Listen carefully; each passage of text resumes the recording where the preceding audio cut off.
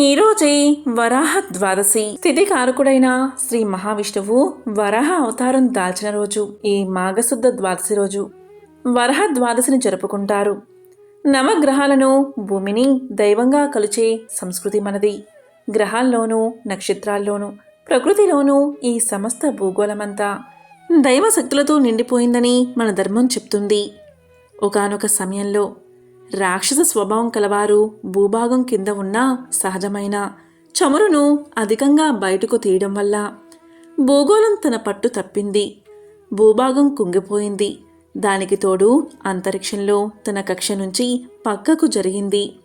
దీనితో మన భూమిని నిత్యం రక్షిస్తూ ఉండే ఇంద్రుడు, అగ్ని, వాయువు, వరుణుడు మొదలైన దేవతలందరూ భయభ్రాంతులకు గురై శ్రీ మహావిష్ణువు వద్దకు పరుగుపరుగున వెళ్ళి భూగోళాన్ని కాపాడమని వేడుకుంటారు.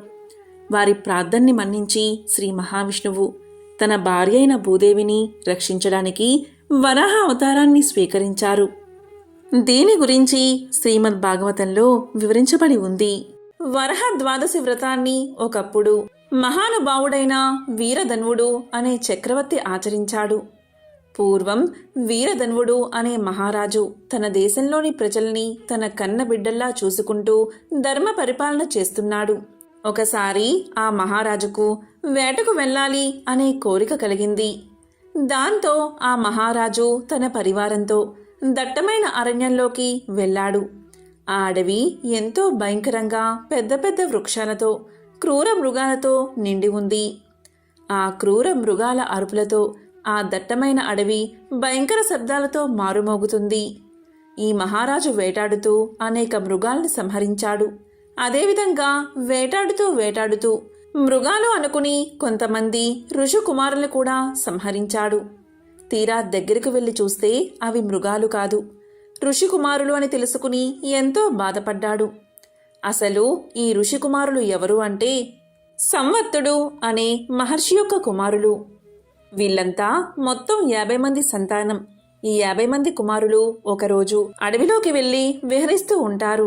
ఆ అడవిలోని అందాలు, వృక్షాలు, సెలయేర్లు, నీటి కొలను చూసి ఎంతో ఆనందిస్తారు. మానసిక ఉల్లాసాన్ని పొందుతారు. అలా అడవిలో విహరిస్తూ ఉండగా అప్పుడే పుట్టిన ఒక లేడి పిల్లని ఒక చెట్టు కింద చూశారు వీరు. ఆ లేడి పిల్ల ఎంతో ముచ్చటగా ఉంది. కానీ ఆ లేడి పిల్ల యొక్క తల్లి లేడి పిల్లలను కని చనిపోయింది. ఆ లేడి పిల్లలు దుఃఖంతో అరుస్తున్నాయి. ఆ దృశ్యం చూసిన ఈ 50 మంది మునికుమారులు ఎంతో బాధపడ్డారు. అయ్యో, తల్లి చనిపోయింది, మరి పిల్లలకు ఎవరు దిక్కు, అవి ఎలా బతుకుతాయి అని ఎంతో బాధపడ్డారు. వాటిని మనం తీసుకెళ్లి పెంచుదాం అనుకున్నారు. దీంతో వెంటనే ఆ లేడి పిల్లల్ని తమ భుజాల మీద ఎత్తుకుని తమ ఆశ్రమానికి తీసుకుని పోదామనుకున్నారు. అలా వారు ఆ లేడి పిల్లల్ని భుజాల మీద ఎక్కించుకుని దారి వెంట వెళ్తూ నడుస్తూ ఉండగా హఠాత్తుగా మధ్యలో అవి చనిపోయాయి. దీంతో మునికుమారులు ఎంతో బాధపడ్డారు. వాటిని ఒక గుంట తీసి పాతి పెట్టి తమ తండ్రి దగ్గరకు బాధతో చేరుకున్నారు. ఇలా బాధపడుతున్న తన 50 మంది కుమారులను చూసి ఋషి ఇలా అన్నాడు, కుమారులారా, మీరు ఇలా బాధపడుతుంటే నా మనసుకు చాలా కష్టంగా ఉంది. అసలు మీ బాధకు కారణం ఏమిటి అని అడిగాడు. దానికి వారు జరిగిందంతా తమ తండ్రికి వివరించారు. అలా వివరించి, తండ్రి, దీనికి మాకు ప్రాయశ్చిత్తం ఉంటే చెప్పండి అని వేడుకున్నారు. దానికి ఆ ఋషి కుమారులతో ఇలా పలికాడు, కుమారులారా, మీరందరూ కూడా జింక చర్మాలు కట్టుకుని అడవిలో ఉంటూ తపస్సును ఆచరించండి. దీనివల్ల జరిగిన పాపానికి ప్రాయశ్చిత్తం కలుగుతుంది అన్నాడు. దానికి ఆ కుమారులు తండ్రి చెప్పిన విధంగా జింక చర్మాలు కట్టుకుని తపస్సు చేసుకుంటున్నారు. మహారాజు వేటకు వచ్చి దూరం నుంచి చూస్తే వీరు జింకల్లా కనిపించారు. అవి జింకలే అని భ్రమపడి వారందరినీ వేటాడి చంపాడు మహారాజు. అలా వేటాడగానే మునికుమారులంతా చనిపోయారు. వారు చనిపోవడం చూసి మహారాజు గడగడా వణికిపోయాడు. అయ్యో, నేను ఎంత పాపం చేశాను, నాకు బ్రహ్మహత్యా పాతకం చుట్టుకుంది, ఇప్పుడు నేనేం చెయ్యాలి అని బాధపడతాడు. అలా అడవిలో మహారాజు తిరుగుతూ ఉండగా అతనికి దేవవ్రతుడు అనే మహర్షి ఆశ్రమం కనబడింది. ఆ మహర్షి దగ్గరకు వెళ్ళి నమస్కారం చేశాడు మహారాజు. దీంతో మహర్షి ఇలా పలికాడు, నీవు చూడ్డానికి రాజులా ఉన్నావు, నీ దుఃఖానికి కారణమేమిటి అని అడిగాడు. దానికి రాజు జరిగిందంతా వివరించాడు. అలా వివరించి, ఓ మహర్షి, ఈ పాపం పోవడానికి ఏదైనా మార్గముంటే సెలవియండి అని వేడుకున్నాడు. దానికి మహర్షి ఇలా చెప్పాడు, మహారాజా, మీరు బాధపడకండి. మాయ మిమ్మల్ని కప్పేయడం వల్ల మీకు ఇలాంటి పరిస్థితి వచ్చింది, ఇలాంటి దుస్థితి కలిగింది. ఎంతటి పాతకాలైనా నశించి పాపాలు పటాపంచులు అయ్యే మాఘమాస శుద్ధ ద్వాదశి వ్రతం ఒకటి ఉన్నది. ఆ రోజు వరహ ద్వాదశి వ్రతాన్ని ఆచరిస్తే మీకు కలిగిన పాపం మొత్తం తొలగిపోతుంది అని చెప్పాడు. దానికి రాజు ఎంతో సంతోషించి, స్వామి, మీరు చెప్పిన మాటలు నాకు ఎంతో ఆనందాన్ని కలిగించాయి. మీరు దయతో ఆ వ్రతాన్ని ఎలా చేయాలో చెప్పండి అని వేడుకున్నాడు. అంతటా మహర్షి ఆ రాజు దగ్గర ఉండి ఆ వ్రతాన్ని చేయిస్తాడు. దాంతో రాజుకు కలిగిన మహాపాపం తొలగిపోతుంది. కాబట్టి ఎంతటి పాపాన్నైనా హరించే శక్తి ఈ మాఘమాసంలో వచ్చే శుద్ధ ద్వాదశికి ఉందని వరహ పురాణం చెప్తుంది. ఇంకా ముఖ్యంగా ఈరోజు తెల్లని నువ్వులతో హోమాన్ని ఆచరించాలి. ఈరోజు ఎవరైతే విష్ణు ప్రీతిగా నువ్వులతో హోమాన్ని చేస్తారో వారికి కలిగే ఫలితాన్ని విష్ణు ధర్మోత్తర పురాణం తిల ద్వాదశి గురించి గొప్పగా వివరిస్తుంది. పూర్వం ఒకప్పుడు మగధాధిపతి చెండవేగుడు అనే రాజు ఉండేవాడు. అతను మగధ దేశానికి అధిపతి. అతనికి నయనసుందరి అనే ఒక భార్య ఉండేది. ఈమెకు చాలామంది చెలికత్తెలు ఉన్నారు. వారిలో వసంతిక అనే బ్రాహ్మణ చెలికత్తె ఉండేది. ఈ వసంతిక అనే చెలికత్త నయనసుందరి దగ్గరే ఉండేది. ఈ నయనసుందరి ఎప్పుడూ ఏ రోజు కూడా ఎటువంటి వ్రతాలు ఆచరించేది కాదు, పూజా కార్యక్రమాలు చేసేది కాదు. కానీ ప్రతి సంవత్సరం మాఘమాసంలో ఉన్న శుద్ధ ద్వాదశి రోజు మాత్రం విష్ణు ఆలయానికి వెళ్ళి అఖండమైన దీపారాధన చేసి తెల్ల నువ్వులతో విష్ణుప్రీతిగా హోమాన్ని ఆచరించి బ్రాహ్మణులందరికీ దక్షిణ తాంబూలాలు ఇచ్చేది. ఆ రోజు అన్నదానం కూడా చేసేది. ఇది చూసిన చెలికత్తె వసంత ఎంతో ఆశ్చర్యపోయేది. ఒకరోజు వసంతిక రాణి అయిన నయనసుందరి దగ్గరికి వెళ్ళి ఇలా అడుగుతుంది, మహారాణి, మీరు ఏ రోజు కూడా పూజ చెయ్యరు, వ్రతాలు ఆచరించరు, ఒక్క మాఘశుద్ధ ద్వాదశి మాత్రమే చేస్తూ ఉంటారు. దేనికి కారణమేమిటి అని అడుగుతుంది. దానికి నయనసుందరి ఇలా చెప్తుంది, చూడు వసంతిక, నీకు సమాధానం చెప్పాలంటే నా పూర్వజన్మ గురించి చెప్తాను. పూర్వజన్మలో నా భర్త బ్రాహ్మణుడు అయిన పరమ నాస్తికుడు. దైవంపై భక్తి ఉండేది కాదు. దేవుడు లేడు అనే భావంతో ఉండేవాడు. కానీ నాకు విపరీతమైన దైవభక్తి ఉండేది. ఇంట్లో పూజలు వ్రతాలు చేద్దామంటే నా భర్త నాస్తికుడు కనుక అంగీకరించేవాడు కాదు. భర్త అనుమతి లేకుండా ఎటువంటి ఆరాధనలు చేయకూడదని ధర్మశాస్త్ర నియమం తెలిసిన నేను ఎటువంటి ధర్మకర్మ పూజ చేసేదాన్ని కాదు. అలా ఉంటున్న నన్ను చూసి నా స్నేహితురాలైన ఆ దేశపురాణి కమల చాలా బాధపడుతూ ఉండేది. శాలివాహనుడు అనే రాజు యొక్క భార్య కమల. ఈ కమల నన్ను ఒకరోజు పిలిచి, ఈరోజు మాఘశుద్ధ ద్వాదశి, నేను విష్ణుప్రీతిగా హోమం చేస్తున్నాను. ఆ హోమం చేసినప్పుడు ఆ హోమాగ్నిలో కాకుండా నేల మీద పడిన నువ్వులు ఏవైతే ఉన్నాయో వాటి పుణ్యాన్ని నీకు దారపోస్తున్నాను, దాన్ని స్వీకరించు అని చెప్పింది. వెంటనే నేను ఎంతో సంతోషించి ఇంటికి వెళ్ళి నా భర్తకు విషయం చెప్పాను. దానికి నా భర్త ఎగతాళి చేసి, దేవుడు లేడు, పుణ్యం లేదు, నువ్వే తీసుకో అన్నాడు. ఇక నేను ఆ పుణ్యాన్ని స్వీకరించాను. దాంతో ఆ జన్మ అయిపోయింది. తర్వాత జన్మ ఇప్పుడు నువ్వు చూస్తున్న ఈ జన్మలో ఈరోజు ఇలా మహారాణిలా జన్మించాను. మాఘశుద్ధ ద్వాదశి ఎవరైతే విష్ణు ప్రీతిగా తెల్ల నువ్వులతో హోమం చేస్తారో వారికి కలిగే సౌభాగ్యం అనంతం. హోమం చేసే సమయంలో నేల మీద పడిన నువ్వుల పుణ్యాన్ని గ్రహించిన నాకు ఇంతటి ప్రభావం కలిగిందంటే ఇక భక్తితో నువ్వులతో హోమం చేస్తే ఎంతటి పుణ్యం కలుగుతుందో ఊహించుకో అంది నయనసుందరి. అందుకే వసంతిక ఈ మాఘశుద్ధ ద్వాదశి రోజు ఇలా పూజ చేస్తాను అని సమాధానం చెప్పింది. మాఘమాసంలో వచ్చే ఈ ద్వాదశి పరమ పవిత్రమైనది.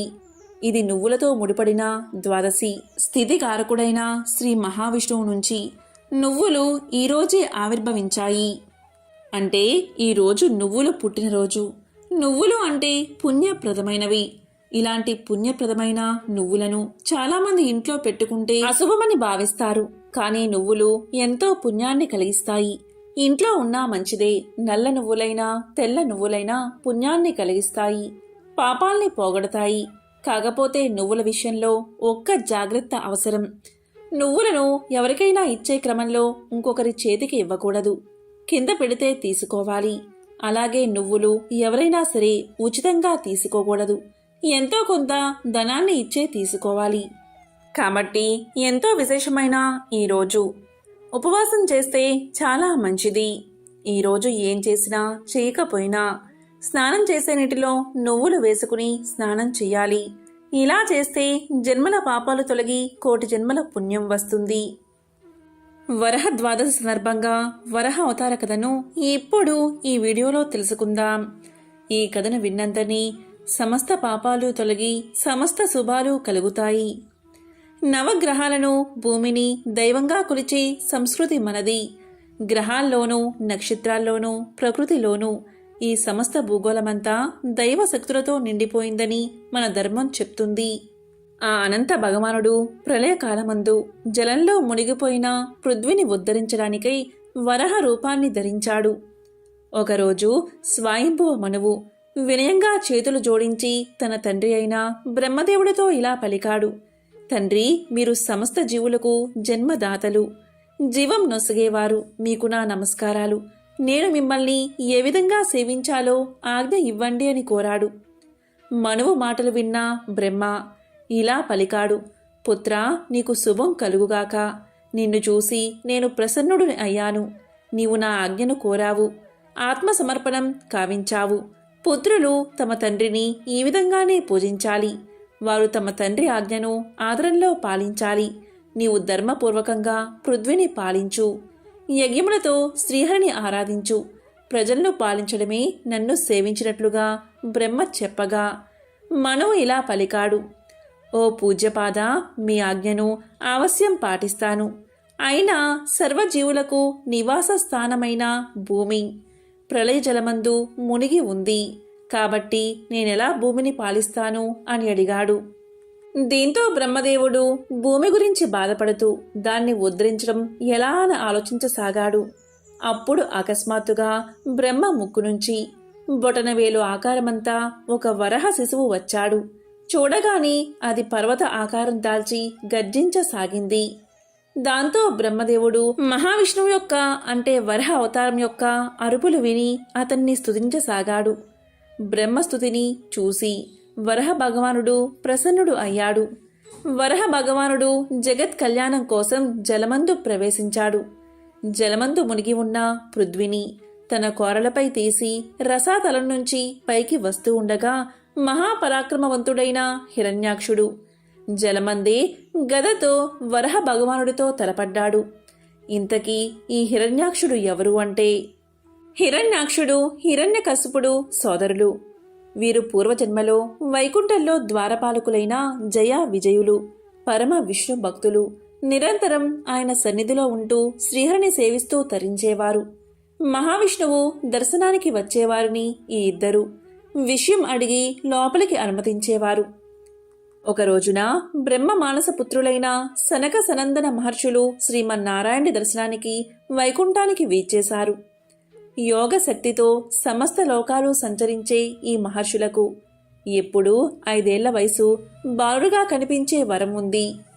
వైకుంఠానికి చేరుకున్న ఆ మహర్షులు 6 ద్వారాలు దాటి 7వ ద్వారం వద్దకు వచ్చేసరికి అక్కడే ఉన్న జయా విజయులు వారిని అడ్డగించారు.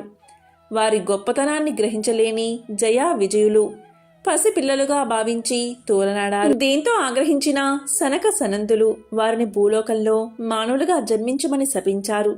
మునుల శాపానికి భయపడిన జయా విజయులు తాము చేసిన అపచారాన్ని మన్నించమని కోరారు.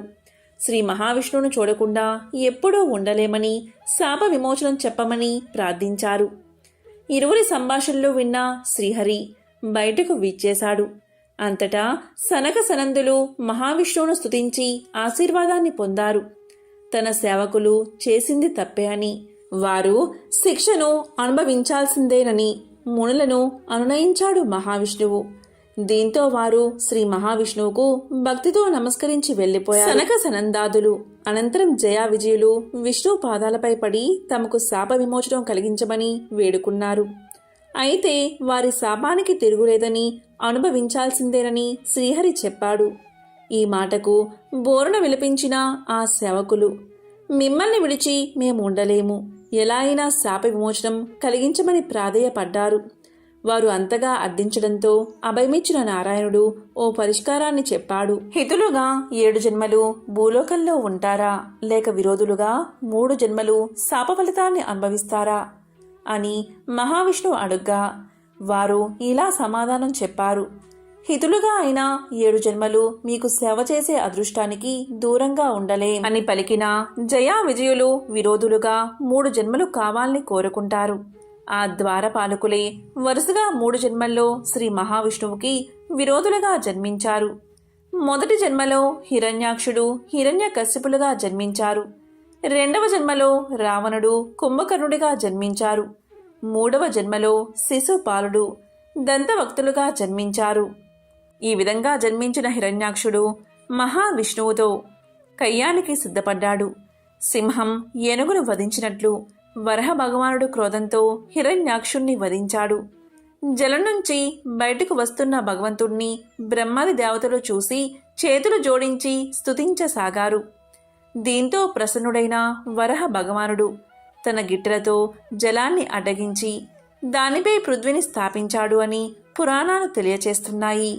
మరి ఎంతో పవిత్రమైన విశేషమైన ఈ వరహ ద్వాదశి రోజు ఈ కథను విన్నా, చదివినా, చెప్పినా, వినిపించినా జన్మల పాపాలు తొలగి 1,000,000 జన్మల పుణ్యం వస్తుంది. ఈ వరహ ద్వాదశి రోజు ఏమీ చేయకపోయినా సరే ఓం నమో భగవతే వాసుదేవాయ, ఓం నమో భగవతే వాసుదేవాయ అనే మంత్రాన్ని పఠిస్తే ఆ శ్రీ మహావిష్ణువు యొక్క సంపూర్ణ అనుగ్రహం మీకు కలుగుతుంది. ఈరోజు తప్పనిసరిగా వినాల్సిన కథ ఏంటి అంటే అంబరీషోపాఖ్యానం. పూర్వం అంబరీషుడు అనే రాజు ఉండేవాడు. అతడు పరమ భాగవోత్తముడు, ద్వాదశి వ్రతప్రియుడు. అంబరీషుడు ప్రతి ద్వాదశి రోజు తప్పకుండా వ్రతాన్ని చేస్తూ ఉండేవాడు. ఒక ద్వాదశి నాడు ద్వాదశి గడియలు స్వల్పంగా ఉన్నాయి. అందువల్ల ఆ రోజు పెందలకడనే వ్రతాన్ని ముగించి బ్రాహ్మణ సమారాధన చేయదలిచి సిద్ధంగా ఉన్నాడు. అదే సమయానికి అక్కడకు కోప స్వభావుడైన దూర్వాసుడు వచ్చాడు. అంబరీషుడు ఆ మున్ని గౌరవించి ద్వాదశి గడియల్లో పారాయణ చెయ్యాలి కాబట్టి త్వరగా స్నానానికి వెళ్లి రమ్మని కోరాడు. దూర్వాసుడు అందుకు అంగీకరించి సమీపంలో ఉన్న నదికి స్నానానికై వెళ్లాడు. అంబరీషుడు ఎంతసేపు వేచి ఉన్నా దూర్వాసుడు రాలేదు. ద్వాదశి గడియలు దాటిపోతున్నాయి. అందుచేత అంబరీషుడు తనలో తాను ఇలా అనుకున్నాడు, ఇంటికొచ్చిన దూర్వాసుణ్ణి భోజనానికి రమ్మన్నాను. ఆ ముని నదికి స్నానానికి వెళ్లి ఇంతవరకు రాలేదు. బ్రాహ్మణులకు ఆతిథ్యమిస్తానని మాట ఇచ్చి భోజనం పెట్టకపోవడం మహాపాపం. అది గృహస్థులకు ధర్మం కాదు. ఆయన వచ్చే వరకు ఆగితే ద్వాదశి గడిలు దాటిపోతాయి, వ్రతభంగం అవుతుంది. ఈ ముని మహాకోపస్వభావం కలవాడు. ఆయన రాకుండా నేను భోంచేస్తే నన్ను శపిస్తాడు. నాకేమీ తోచడం లేదు. బ్రాహ్మణ భోజనాన్ని అతిక్రమించరాదు. ద్వాదశి గడియలు మించిపోకూడదు. గడియలు దాటిపోయిన తర్వాత భోంచేస్తే హరిభక్తిని వదిలినవాడవుతాను. ఏకాదశి నాడు ఉన్న ఉపవాసం నిష్కలం అవుతుంది. ద్వాదశి విడిచి భోంచేస్తే భగవంతునకు భోజనం చేసిన దుర్వాసుడుకు కోపం వస్తుంది. అదీ కాక ఈ నియమాన్ని నేను అతిక్రమిస్తే వెనుకటి జన్మయందు చేసిన పుణ్యం నశిస్తుంది. దానికి ప్రాయచిత్తం లేదు అని ఆలోచించి బ్రాహ్మణ శాపానికి భయం లేదు. ఆ భయాన్ని శ్రీ మహావిష్ణువే పోగొట్టగలడు. కాబట్టి నేను ద్వాదశి గడియల్లో భోజనం చేయడమే ఉత్తమం. అయినా పెద్దలతో ఆలోచించడం మంచిది అని సర్వజ్ఞులైన కొందరు పండితుల్ని పిలిచి వారితో ఇలా పలికాడు. ఓ పండిత శ్రేష్ఠులారా, నిన్నటి దినమున ఏకాదశి అవడం వల్ల నేను కటిక ఉపవాసం ఉన్నాను. ఈరోజు స్వల్పంగా మాత్రమే ద్వాదశి గడియలు ఉన్నాయి. ద్వాదశి గడియల్లోనే భోజనం చేయాలి. ఇంతలో నా ఇంటికి దుర్వాస మహాముని వీచ్చేశారు. ఆ మహామునిని నేను భోజనానికి ఆహ్వానించాను. అందుకు ఆయన అంగీకరించి నదికి స్నానార్థమై వెళ్ళి ఇంతవరకు రాలేదు. ఇప్పుడు ద్వాదశి గడియలు దాటిపోతున్నాయి. బ్రాహ్మణుణ్ణి వదిలి ద్వాదశి గడియల్లో భోంచెయ్యవచ్చా, లేక వ్రతభంగాన్ని సమ్మతించి ముని వచ్చే వరకు వేచి ఉండాలా? ఈ రెండిటిలో ఏది ముఖ్యమైనదో తెలపండి అని కోరాడు. అంతటా ఆ ధర్మజ్ఞులైన పండితులు ధర్మశాస్త్రాలు పరిశోధించి విమర్శ ప్రతివిమర్శలు చేసుకుని దీర్ఘంగా ఆలోచించి ఇలా పలికారు. మహారాజా, సమస్త ప్రాణికోటిలా గర్భకుహ్రమందు జఠరాగ్ని రూపమున రహస్యంగా ఉన్న అగ్నిదేవుడు ఆకలిని పుట్టించి ప్రాణుడు భుజించిన చతుర్విధ అన్నమును పచనం గావించి దేహేంద్రియాదులకు శక్తిని ఇస్తున్నాడు. ప్రాణవాయువు సహాయంతో జఠరాగ్ని ప్రజ్వరిల్లుతుంది. అది చెలరేగిన క్షుద్బాధ దప్పిక కలుగుతుంది. ఆ తపము చల్లార్చాలి అంటే అన్నము నీరు పుచ్చుకుని శాంతపరచాలి. శరీరానికి శక్తి కలగజేసేవాడు అగ్నిదేవుడు. దేవతలందరికంటే అధికుడై దేవపూజ్యుడు అయ్యాడు. ఆ అగ్నిదేవుణ్ణి అందరూ సదా పూజించాలి. గృహస్థు ఇంటికి వచ్చిన అతిథి కడజాతి వాడైనా భోజనం పెడతానని చెప్పి వానికి పెట్టకుండా తినరాదు. అందులోనూ వేదాంగ విద్యా విశారదుడు మహాతపస్సాలి సదాచార సంపన్నుడు అయిన దూర్వాస మహాముని భోజనానికి పిలిచి అతనికి పెట్టకుండా తాను భోంచేయడం వల్ల మహాపాపాలు కలుగుతాయి. అందువల్ల ఆయుక్షీణం కలుగుతుంది. దుర్వాసుడంతటి వాణ్ణి అవమానం చేస్తే పాపం సంప్రాప్తమవుతుంది అని విశదపరిచారు. అంబరీష, పూర్వజన్మలో కించిత్ పాప విశేషం వల్ల నీకీ అనర్థం వచ్చింది. నీ బుద్ధిచే దీర్ఘంగా ఆలోచించి నీకు ఎలా అనిపిస్తుందో అలాగే చెయ్యి. ఇక మాకు సెలవు ఇప్పించు అని పండితులు పలికారు. అంతా అంబరీషుడు ఇలా అన్నాడు. ఓ పండితోత్తములారా, నా నిశ్చిత అభిప్రాయాన్ని ఆలకించి వెళ్ళండి. ద్వాదశి నిష్టను విడవడం కన్నా విప్రశాపం అధికమైంది కాదు. జలపానం చేయడం వల్ల బ్రాహ్మణుణ్ణి అవమానపరచడం కాదు, ద్వాదశిని విడవడమూ కాదు. అప్పుడు దుర్వాసుడు నన్ను ఎలా నిందిస్తాడు? నిందించడు. మొదట పుణ్యఫలం నశించదు కాబట్టి జలపానం చేసి ఊరుకుంటాను అని వారి ఎదుటే జలపానం చేశాడు. అంబరీషుడు జలపానం చేసిన మరుక్షణమే దూర్వాసుడు స్నాన జపాదులు పూర్తి చేసుకుని అక్కడికి వచ్చాడు. వచ్చిన వెంటనే ఆ ముని మహారౌద్రాకారుడై కళ్ళ వెంట నిప్పులు కక్కుతూ ఇలా అన్నాడు. ఓరీ మదాంత, నన్ను భోజనానికి రమ్మని నేను రాకుండానే నువ్వు ఎలా భోంచేశావు? ఎంత దుర్మార్గము, ఎంత నిర్లక్ష్యము, ఎంతటి ధర్మ పరిత్యాగివి! అతిథికి అన్నం పెడతానని ఆశ చూపి పెట్టకుండా తాను తిన్నవాడు మలభక్షకుడు అవుతాడు. అలాంటి అధముడు మరుజన్మలో పురుగై పుడతాడు. నీవు భోజనానికి బదులు జలపానం చేశావు. అది భోజనంతో సమానమైనదే. నీవు అతిథిని విడిచి భోజనం చేశావు కాబట్టి నీవు నమ్మకద్రోహి అవుతావే కాని హరిభక్తుడివి ఎలా కాగలవు? శ్రీహరి బ్రాహ్మణ అవమానాన్ని సహించడు. నన్ను అవమానించడం శ్రీహరిని అవమానించడమే. నీ వంటి హరినిందాపరుడు మరియొకడు లేడు. నీవు మహాభక్తుడవని అతి గర్వం కలవాడవై ఉన్నావు.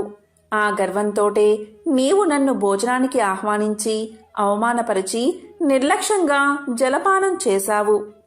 అంబరీష, నీవు ఎలా పవిత్ర రాజకుటుంబంలో పుట్టినావురా?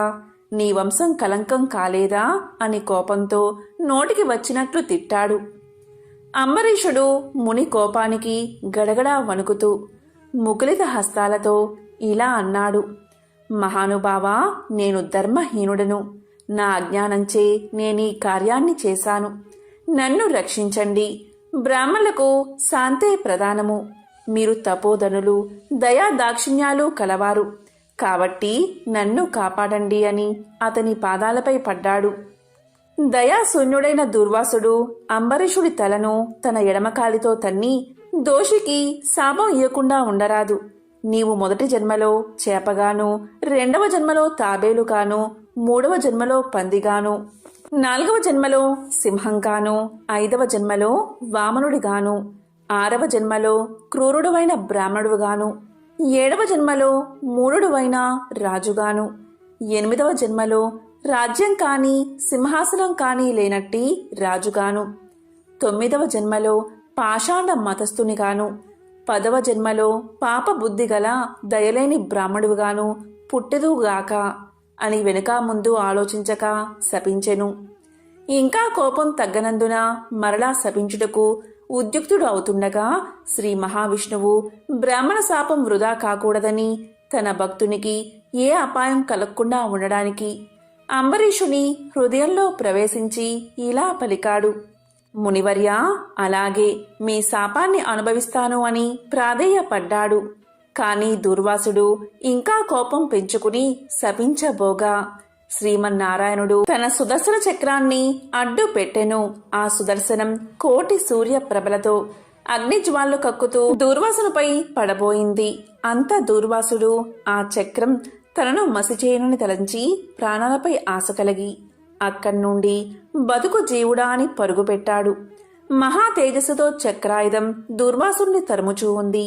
దూర్వాసుడు తన్ను కాపాడమని భూలోకంలో ఉన్న మహాముళ్లను, దేవలోకానికి వెళ్లి దేవేంద్రుణ్ణి, బ్రహ్మలోకానికి వెళ్లి బ్రహ్మదేవుణ్ణి, కైలాసానికి వెళ్లి పరమేశ్వరుణ్ణి ఎంత ప్రార్థించినా వారు సైతం చక్రాయుధం బారి నుండి దుర్వాసుని కాపాడలేకపోయారు. ఆ విధంగా ముక్కోపి అయిన దుర్వాసుడు భూలోకము, భువర్లోకము, పాతాళలోకము, సత్యలోకాలకు తిరిగి తిరిగి అన్ని లోకాల్లోనూ తన్ను రక్షించేవారు లేకపోవడం వల్ల వైకుంఠంలో ఉన్న మహావిష్ణువు దగ్గరకు వెళ్లి ఇలా పలికాడు.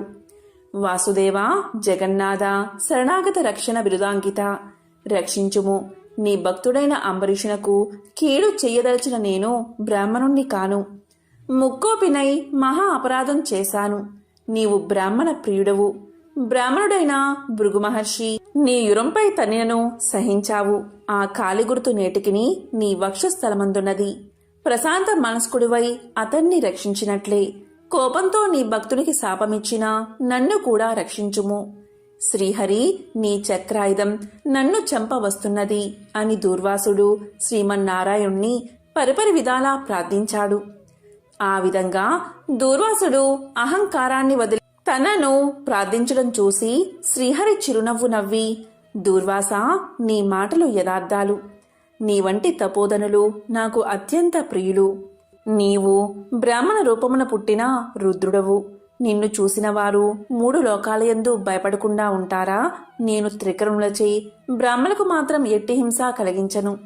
ప్రతి యుగమందున గో, దేవ, బ్రాహ్మణ, సాధు జనులకు సంభవించే ఆపదలను పోగొట్టడానికి ఆయా పరిస్థితులకు తగిన రూపాలు ధరించి దుష్ట శిక్షణ, శిష్ట రక్షణ చేస్తాను. నీవు అకారణంగా అంబరీషుణ్ణి శపించావు. నేను శత్రువుకైనను మనోవాకాయాలందు కూడా కీడు తలపెట్టను. ఈ ప్రపంచమందు కల ప్రాణి సమూహము నా రూపంగానే చూస్తాను. అంబరీషుడు ధర్మయుక్తంగా ప్రజాపాలన చేస్తూ ఉన్నాడు. కాని అటువంటి నా భక్తుణ్ణి నీవు అనేక విధాలా దూషించావు. నీ ఎడమ పాదంతో తన్నావు. అతని ఇంటికి నీవు అతిథివై వచ్చి కూడా నేను వేలకు రాని ఎడలా 12 గడియలు దాటకుండా భుజించమని అంబరీషుడుకు చెప్పలేకపోయావు. అతడు వ్రతభంగానికి భయపడి నీ రాకకై చూసి చూసి జలపానం మాత్రమే చేశాడు. అంతకంటే అతడు అపరాధం ఏమి చేశాడు? చాతుర్వర్ణాల వారికి భోజన నిషిద్ధ దినాలయందు కూడా జలపానం దాహ శాంతికి పవిత్రతకు చెయ్యదగిందే కదా. జలపానం చేసినంత మాత్రమున నా భక్తుణ్ణి దూషించి శపించావు. అతడు వ్రతభంగానికి భయపడి జలపానం చేసినాడు కాని నిన్ను అవమానించుటకు చెయ్యలేదే. నీవు మండిపడుతున్నా బతిమాలి నిన్ను శాంతింప చేయడానికే చూశాడు. ఎంత బ్రతిమాలినా నీవు శాంతించనందున నన్ను శరణు వేడుకున్నాడు. నేనప్పుడు రాజు హృదయంలో ప్రవేశించాను. నీ శాపఫలము 10 జన్మల్లో అనుభవిస్తాను అని పలికిన వాడిని నేనే. అతడు నీ వల్ల భయంచే నన్ను శరణు వేడాడు. కాని తన దేహం తాను తెలుసుకునే స్థితిలో లేడు. నీ శాపాన్ని అతడు వినలేదు. అంబరీషుడు నా భక్త కోటిలో శ్రేష్ఠుడు, నిరపరాధి, దయాశాలి, ధర్మ తత్పరుడు. అటువంటి వాడిని అకారణంగా దూషించావు. అతన్ని నిష్కారణంగా శపించావు. విచారించకు. ఆ శాపాన్ని లోకోపకారానికై నేనే అనుభవిస్తాను. అది ఎలా అంటే, నీ శాపంలోనిది మొదటిది మత్స్య జన్మ. నేనీ కల్పమున మనువును రక్షించే నిమిత్తం సోమకుడు అనే రాక్షసుణ్ణి చంపే నిమిత్తం మత్స్య రూపం ఎత్తుతాను. మరికొంతకాలానికి దేవదానవులు క్షీరసాగరాన్ని మదించుటకు మందర పర్వతాన్ని కవ్వంగా చేస్తారు. ఆ పర్వతం నీటిలో మునగకుండా కూర్మ రూపమున నా వీపున మోస్తాను. వరహ జన్మ ఎత్తి హిరణ్యాక్షుణ్ణి వధిస్తాను. నరసింహ జన్మ ఎత్తి హిరణ్యకశిపుణ్ణి చంపి ప్రహ్లాదుణ్ణి రక్షిస్తాను. బలిచే స్వర్గం నుండి పారద్రోలబడిన ఇంద్రుడకు తిరిగి స్వర్గాన్ని అప్పగించడానికి వామన రూపమెత్తి బలిచక్రవర్తిని పాతాళ లోకానికి తొక్కేస్తాను. భూభారాన్ని తగ్గించడానికై క్షత్రియులు చంప బ్రాహ్మణునై జన్మించి భూభారాన్ని తగ్గిస్తాను. లోకకంటకుడైన రావణుణ్ణి చంపి లోకోపకారం చేయడానికి రఘువంశమున రాముడై జన్మిస్తాను. తరువాత యదువంశమున కృష్ణుడిగా, కలియుగమున బుద్ధుడిగా, కలియుగాంతమున విష్ణు చిత్తుడను విప్రుడి ఇంట కల్కి అనే పేరుతో జన్మించి గుర్రాన్ని ఎక్కి తిరుగుతూ బ్రహ్మద్వేషులందరినీ మట్టు పెడతాను. నీవు అంబరీషుడికి శాపరూపమును ఇచ్చిన 10 జన్మలు ఈ విధంగా పూర్తి చేస్తాను. ఈ విధంగా నా దశావతారాలను సదా స్మరించే వారికి సమస్త పాపాలు హరింపచేసి వైకుంఠ ప్రాప్తిని నొసంగుతాను. ఇది ముమ్మాటికి తథ్యము. ఓ దుర్వాసముని, నీవు అంబరీషుణ్ణి శపించిన విధంగా ఆ 10 జన్మలు నాకు సంతోషకరమైనవే. నేను అవతారాలు ఎత్తడం కష్టం కాదు. నీవు తపస్సాలివి. నీ మాటలకు విలువ ఇవ్వాలి. కాబట్టి అందుకే నేను అంగీకరించాను. బ్రాహ్మణుల మాట అసత్యమైతే వారికి గౌరవం ఉండదు. ఇటు భక్తులను కాపాడడం, అటు బ్రాహ్మణుల మాట తప్పకుండా ఉండడం నా కర్తవ్యం. నీవు అంబరీషుని ఇంట భోంచేయకుండా వచ్చినందుకు అతడు ఎంతో బాధపడి బ్రాహ్మణ పరివృతుడై ప్రాయోపవేశం మొనర్చాడు. ఆ కారణం వల్ల విష్ణు చక్రం నిన్ను బాధించాలి అనుకుంది. ప్రజారక్షణమే రాజధర్మం కాని ప్రజాపీడనం కాదు. ఒక బ్రాహ్మణుడు దుష్టుడైతే వాణ్ణి జ్ఞానులకు బ్రాహ్మణులే శిక్షించాలి. ఒక విప్రుడు పాపి అయితే మరొక విప్రుడే దండించాలి. ధనుర్బాణాలు ధరించి ముష్కరుడై యుద్ధానికి వచ్చిన బ్రాహ్మణుని తప్ప మరెవరిని ఎప్పుడూ దండించకూడదు. బ్రాహ్మణ యువకుడిని దండించుట కంటే పాతకం లేదు. విప్రుణ్ణి హింసించువాడు, హింసింపచేసేవాడు బ్రాహ్మణ హంతకులని న్యాయశాస్త్రాలు ఘోషిస్తున్నాయి. బ్రాహ్మణుణ్ణి సిగబట్టి లాగినవాడు, కాలితో తన్నినవాడు, విప్రద్రవ్యాన్ని హరించేవాడు, బ్రాహ్మణుణ్ణి గ్రామం నుండి తరిమినవాడు, విప్ర పరిత్యాగం చేసినవాడు బ్రహ్మహంతకులే అవుతారు. కాబట్టి ఓ దుర్వాస మహర్షి, అంబరీషుడు నీ గురించి తపస్సాలియు విప్రోత్తమును అయిన దుర్వాసుడు నా మూలాన ప్రాణ సంకటం పొందుతున్నాడు. అయ్యో, నేను బ్రాహ్మణ హంతకుడిని అయ్యానే అని పరితాపం పొందుతున్నాడు. కాబట్టి నీవు వేగమే అంబరీషుని దగ్గరకు వెళ్ళు. అందువల్ల మీ ఇద్దరికీ శాంతి కలుగుతుంది అని విష్ణువు దూర్వాసుడికి నచ్చచెప్పి అంబరీషుని వద్దకు పంపాడు. అలా దూర్వాసుడు శ్రీమన్నారాయణుడి దగ్గర సెలవు తీసుకుని తన్ను వెన్నంటి తరుముతున్న విష్ణు చక్రాన్ని చూసి భయపడుతూ తిరిగి మళ్లీ భూలోకానికి వచ్చి అంబరీషుని దగ్గరకు వెళ్లి, అంబరీషా, ధర్మ పాలక, నా తప్పు క్షమించి నన్ను రక్షించు. నీకు నా పైగల అనురాగంతో ద్వాదశి పారాయణకు ఆహ్వానించావు. కాని నిన్ను కష్టాల పాలు చేసి వ్రతభంగం చేయించి నీ పుణ్యఫలాన్ని నాశనం చెయ్యాలి అనుకున్నాను. కాని నా దుర్బుద్ధి నన్నే వెంటాడి నా ప్రాణాలు తీయడానికి సిద్ధమైనది. నేను విష్ణువు దగ్గరకు వెళ్లి ఆ విష్ణు చక్రం వల్ల ఆపద నుండి రక్షించమని ప్రార్థించాను. ఆ పురాణ పురుషుడు నాకు జ్ఞానోపదేశం చేసి నీ వద్దకు వెళ్ళమని చెప్పాడు. కాబట్టి నీవే నాకు శరణ్యము. నేను ఎంతటి తపస్సాలినైనను, ఎంత నిష్ఠ గలవాడైనను నీ నిష్కలంక భక్తి ముందు ఏవీ పనిచెయ్యలేదు. నన్నీ విపత్తు నుండి కాపాడు అని అనేక విధాలా ప్రార్థించగా అంబరీషుడు శ్రీమన్నారాయణుణ్ణి ధ్యానించి, ఓ సుదర్శన చక్రమా, నీకివే నా మనఃపూర్వక వందనాలు. ఈ దూర్వాస మహాముని తెలుసో తెలియకో తొందరపాటుగా ఈ కష్టాలు కొని తెచ్చుకున్నాడు. అయినా ఇతడు బ్రాహ్మణుడు కాబట్టి ఇతన్ని చంపకూడదు. ఒకవేళ నీ కర్తవ్యాన్ని నిర్వహించాలి అనుకుంటున్నావేమో, ముందు నన్ను చంపి తర్వాత దుర్వాసుని చంపు. నీవు శ్రీమన్నారాయణుడి ఆయుధానివి, నేను ఆ శ్రీమన్నారాయణుడి భక్తుడను. నాకు ఆ శ్రీమన్నారాయణుడే ఇలవేల్పు, దైవము. నీవు శ్రీహరి చేతిలో నుండి అనేక యుద్ధాలలో అనేక మంది లోకకంటుకులను చంపితివి, కాని శరణు కోరిన వారిని ఇంతవరకు చంపలేదు. అందువల్లే ఈ దుర్వాసుడు ముల్లోకాలు తిరిగినా ఇతన్ని వెంటాడుతూనే ఉన్నావు, కాని చంపడం లేదు. దేవా, సురాసురాది భూతకోటి అన్నియు ఒక్కటిగా ఏకమైనను నిన్నేమీ చెయ్యజాలవు. నీ శక్తికి ఏ విధమైన అడ్డూ లేదు. ఈ విషయం లోకమంతటికీ తెలుసును. అయినా మునిపుంగవునికి ఏ అపాయమూ కలగకుండా రక్షించమని ప్రార్థిస్తున్నాను. నీ యందు ఆ శ్రీమన్నారాయణుడి శక్తి ఈమెడి ఉన్నది. నిన్ను వేడుకుంటున్న నన్ను శరణు వేడిన ఈ దూర్వాసుని రక్షించుము అని అనేక విధాలా స్తుతించడం వల్ల అతి రౌద్రాకారంతో నిప్పులు గక్కుతున్న విష్ణు చక్రాయుధం అంబరీషుడి ప్రార్థనలకు శాంతించి, ఓ భక్తాగ్రేశ్వర అంబరీష, నీ భక్తిని పరీక్షించడానికే ఈ విధంగా చేశాను, కాని వేరేలా కాదు. అత్యంత దుర్మార్గులు మహాపరాక్రమవంతులైన మధు కైటబులను దేవతలందరూ ఏకమై కూడా చంపజాలని మూర్ఖులను నేను దునుమాడ్డం నీకు తెలుసు కదా. ఈ లోకంలో దుష్ట శిక్షణ శిష్ట రక్షణకై శ్రీహరి నన్ను వినియోగించి ముల్లోకాల యందు ధర్మాన్ని స్థాపిస్తూ ఉంటాడు. ఇది అందరికీ తెలిసిన విషయమే. ముక్కోపి అయిన దూర్వాసుడు నీపై పగబూని నీ వ్రతాన్ని నాశనం చేసి నానా ఇక్కట్లు పెట్టాలి అని కన్ను ఎర్రజేసి నీ మీద చూపిన రౌద్రాన్ని నేను తిలకించాను. నిరపరాధివగు నిన్ను రక్షించి ఈ ముని గర్వం అణచాలని తరుముతున్నాను. ఇతడు కూడా సామాన్యుడు కాదు. ఇతను రుద్రాంశ సంభూతుడు, బ్రహ్మ తేజస్సు కలవాడు, మహా తపస్సాలి. రుద్రతేజము భూలోక వాసులందరినీ చంపగలదు, కాని శక్తిలో నాకంటే ఎక్కువేమీ కాదు. సృష్టికర్త అయిన బ్రహ్మ తేజస్సు కంటే, కైలాసపతియగు మహేశ్వరుని తేజస్సు కంటే ఎక్కువైన శ్రీహరి తేజస్సుతో నిండి ఉన్న నాతో రుద్ర తేజస్సు గల దూర్వాసుడు కాని, క్షత్రియ తేజస్సు గల నీవు కాని తులతూగరు, నన్ను ఎదుర్కోలేరు. తనకన్నా ఎదుటివాడు బలవంతుడై ఉన్నప్పుడు అతనితో సంధి చేసుకోవడం ఉత్తమం. ఈ నీతిని ఆచరించేవారు ఎటువంటి విపత్తుల నుండైనా తప్పించుకోగలరు.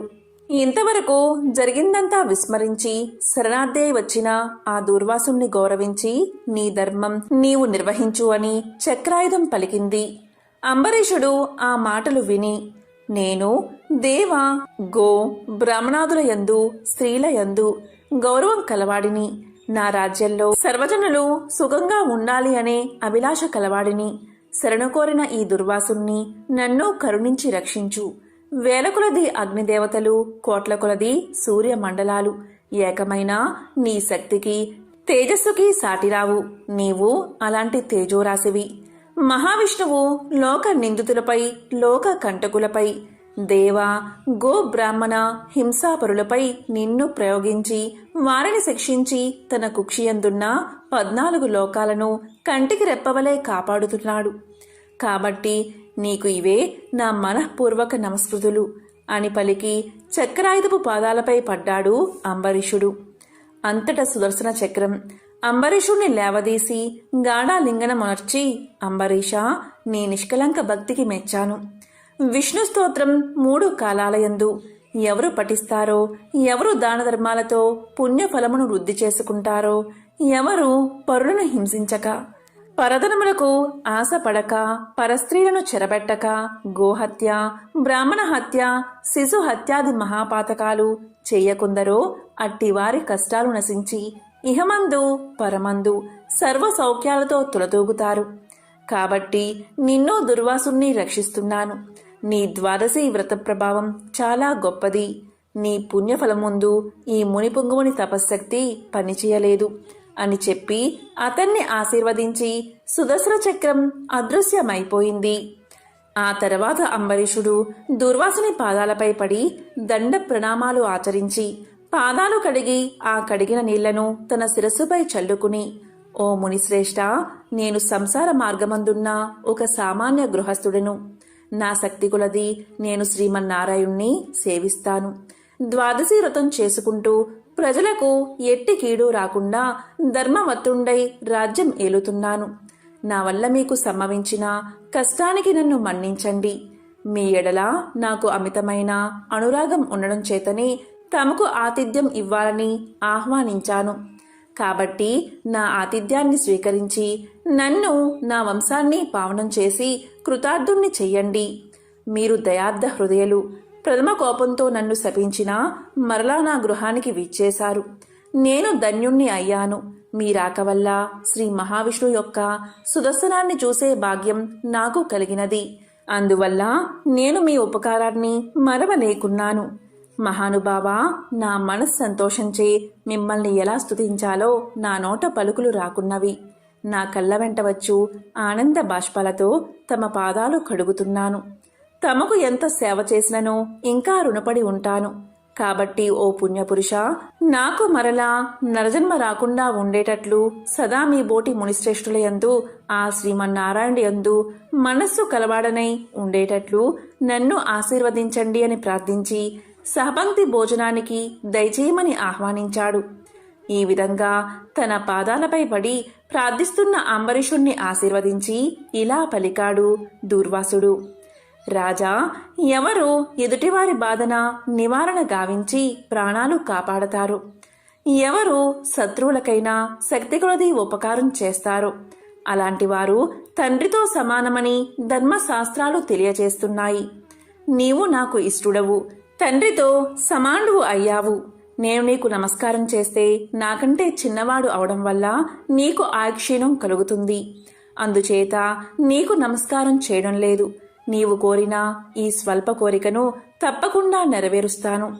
పవిత్ర ఏకాదశి వ్రతనిష్ఠుడవగు నీకు మనస్తాపాన్ని కలగజేసినందుకు వెంటనే నేను తగిన ప్రాయశ్చిత్తాన్ని అనుభవించాను. నాకు సంభవించిన విపత్తును తొలగించుటకు నీవే దిక్కయ్యావు. నీతో భోజనం చేయడం నా భాగ్యం కాక మరొకటి అవుతుందా అని దూర్వాస మహాముని పలికి అంబరీషుని అభిష్టం ప్రకారం పంచభక్ష పరమాణాలతో సంతృప్తిగా విందు ఆరగించి అతని భక్తికి కడంగుడు ప్రశంసించి అంబరీషుణ్ణి దీవించి సెలవు తీసుకుని తన ఆశ్రమానికి వెళ్ళిపోయాడు. ఈ వృత్తాంతమంతయు కార్తీక శుద్ధ ద్వాదశి రోజున జరిగినది. ఓం నమో నారాయణాయ. ఓం శ్రీ మహాలక్ష్మియే నమః. ఓం నమః శివాయ.